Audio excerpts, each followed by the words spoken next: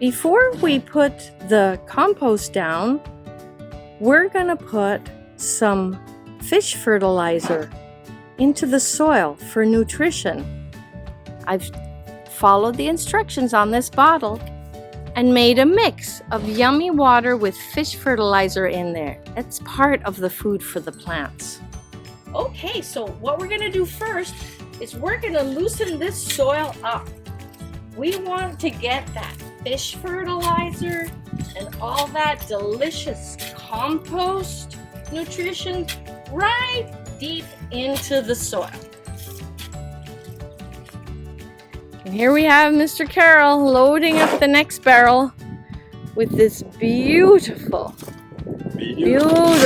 black gold, delicious compost food for this year's vegetables. That it is.